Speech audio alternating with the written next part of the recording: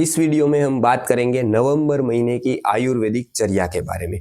नवंबर महीना स्वास्थ्य के लिए इसलिए भी महत्वपूर्ण है क्योंकि शरद ऋतु और हेमंत ऋतु के बीच की जो ऋतु संधि आती है वो इसी महीने में आती है। शरद ऋतु ऐसे भी स्वास्थ्य के लिए कठिन है और उसके बाद हेमंत ऋतु के साथ उसकी जो संधि होती है वो भी स्वास्थ्य के लिए बहुत कठिन हो जाती है।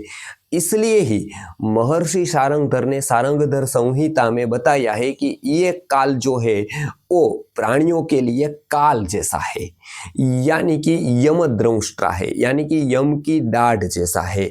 महर्षि सारंगधर सारंगधर संहिता में लिखते हैं कार्तिकस्य दिनानि अष्टो अष्टो ग्रहणस्य च यमद्रष्टा समाख्याता अल्पाहारस्य जीवति, यानी कि ये जो काल है नवंबर महीने में आने वाला शरद ऋतु और हेमंत ऋतु के बीच की ऋतु संधि का काल वो स्वास्थ्य के लिए सबसे कठिन है और प्राणी पशु पक्षी यहाँ तक कि मनुष्य के लिए सबसे ज्यादा मृत्युदायक कष्टदायक बन जाता है। इसलिए इस ऋतु में स्वास्थ्य का ध्यान रखना बहुत ज़रूरी है, यानी कि ऋतु संधि में स्वास्थ्य का ध्यान रखना बहुत ज़रूरी है। इसलिए ये नवंबर चर्या के इस वीडियो में हम 5 बातें ऐसी जानेंगे जिसका पालन करने से हम मृत्यु से रोग से तो बच जाएंगे और अपने स्वास्थ्य का संरक्षण कर पाएंगे। तो चलिए जानते हैं ये 5 बातें। सबसे पहली बात है अर्धपेट भोजन करना। ऐसे भी आयुर्वेद में बताया है कि ऐसे अर्धपेट ही भोजन करना चाहिए, एक भाग प्रवाहिका लेना चाहिए और एक भाग खाली छोड़ना चाहिए वायु संचरणार्थ। लेकिन इस ऋतु में तो इसका कड़ाई से पालन करना है, भूल से भी ज्यादा नहीं खाना है। क्यों? क्योंकि अग्नि धीरे धीरे प्रज्वलित हो रही है, बाहर ठंड का वातावरण बन रहा है, इसके लिए अग्नि बाहर नहीं निकल पाती है। तो जैसे ईंटें पकाने का जो एक अग्नि का कुंड जैसा होता है और उससे अग्नि बाहर नहीं निकल पाती है तो अंदर से अंदर प्रज्वलित होती है, इसलिए हमारी अग्नि बाहर नहीं निकल पाती है क्योंकि ठंड का वातावरण है तो अंदर धीरे धीरे प्रज्वलित हो रही है। हम सीधा भरपेट भोजन कर लेंगे तो अग्नि का जो प्रज्वलित होने का जो क्रम है वो डिस्टर्ब होगा और वो तीक्ष्णता उष्णता से वो अपनी एक समता नहीं पकड़ पाएगी। इसके लिए इसमें जल्दीपन नहीं करना है, धीरे धीरे अग्नि बढ़ रही उसी हिसाब से आहार बढ़ाना है। पहले तो अर्धपेट भोजन ही करना है, ज्यादा भोजन नहीं करना है। नंबर 2, भारी भोजन का त्याग।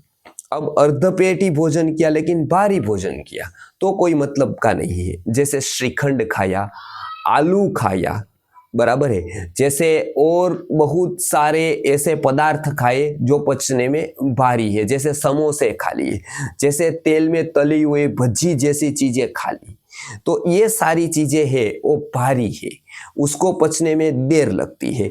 तो इसलिए भी अग्नि को जो प्रज्वलित होने का क्रम है, प्रज्वलित होने का जो वातावरण है वो नहीं मिलता है, इसलिए भारी भोजन का त्याग इस ऋतु संधि में कर देना चाहिए। इसलिए ही सारंगधर जी ने बताया है अल्पाहारस्य जीवति, यानी कि जो कम खाएगा, जो हल्की वस्तुएं लघु आहार करेगा वही लंबे समय तक जी पाएगा, यानी कि स्वस्थ रह पाएगा। तो ये दूसरी बात देखिए। नंबर 3 पर है धान्यों को भूंजकर खाना। अब आयुर्वेद का ये कंसेप्ट आपको समझना है कि धान्य जो आते हैं वो ऐसे तो धान्य है वो भारी है, कोई कोई हल्के भी है लेकिन ऐसे भारी है। तो ये धान्यों को यदि हम सेक लेते हैं, भूंज लेते हैं, तो उसमें जो मॉइस्चर का जो पार्ट होता है, कंटेंट होता है वो निकल जाता है, तो धान्य हल्के हो जाते हैं क्योंकि प्रायः सभी धान्यों में मॉइस्चर रहता है, इसीलिए उसको बिगड़ने की संभावना रहती है। तो ये जो सेक कर भूंज कर खाने की आयुर्वेद में एक विधि बताई है, उससे क्या होता है तो उससे धान्य हल्के हो जाते हैं। और खास करके जब नए धान्य आ रहे हो जिस समय, उस समय तो आयुर्वेद में खास बताया है कि नव अन्न, क्योंकि धान्य ऐसे तो पुराने खाने हैं, पुराने भी शेख खा खाए तो बेस्ट है। इसमें भी ऋतु संधि में तो सेक कर ही खाना है इस ऋतु संधि में, लेकिन जब नए आते हैं तब खाना पड़े तब भी सेक कर भूंज कर खाना है, नहीं तो डायबिटीज जैसे रोग हो सकते हैं। इसके लिए डायबिटीज का कारण दिखाते हुए जब बात कही गई तब नवान्न पानम गुड़ वैकृतंच कफकृच्च सर्वम प्रमेह हेतु, यानी कि नया अन्न है वो भी डायबिटीज जैसे रोग को करने वाला है, इसके लिए उसको भूंज कर खाना चाहिए। तो इस ऋतु संधि में तो भूंज कर ही अन्न खाना चाहिए, जैसे गेहूं है, बाजरी है, मूंग है, ऐसे कोई भी प्रकार का धान्य का जब हमको उपयोग करना रहे तब उसको भूंज कर उसकी रोटी, भाखरी, खिचड़ी कुछ भी बनाकर हम खा सकते हैं। नंबर 4, पानी उबालकर पीना। जैसे धान्य को भूंजकर खाना जरूरी है, उसी तरह से पानी को उबालकर आरोग्याम्बु करके पीना जरूरी है।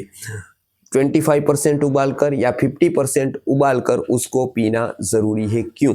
क्योंकि पानी जब कच्चा होता है तब वो भारी होता है।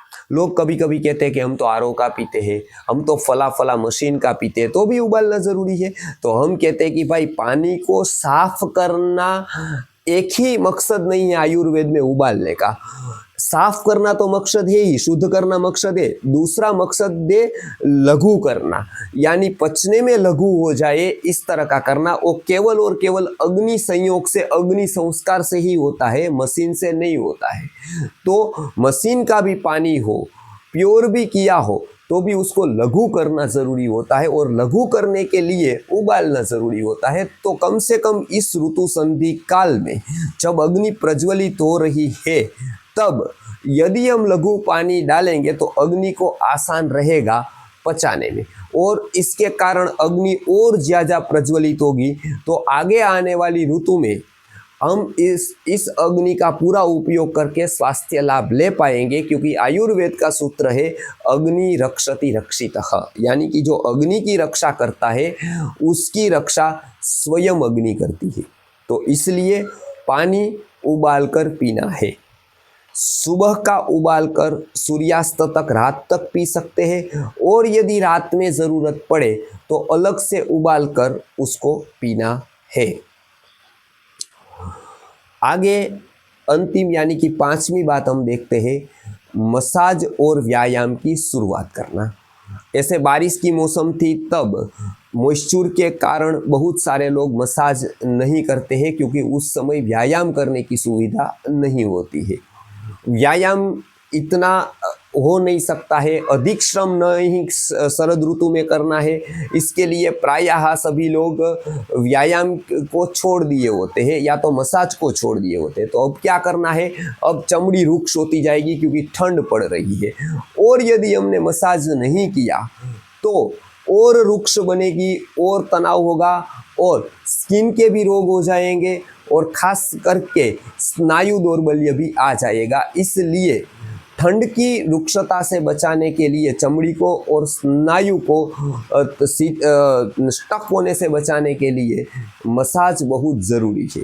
साथ साथ में व्यायाम भी बहुत ज़रूरी है, क्योंकि अभी व्यायाम करने से पूरे शरीर में पसीना निकलता है, पूरे शरीर में एक प्रकार का लचीलापन आ जाता है। इसके लिए व्यायाम भी की शुरुआत अभी से ही करनी बहुत ज़रूरी है, ताकि आगे हम व्यायाम को और बढ़ा सकें।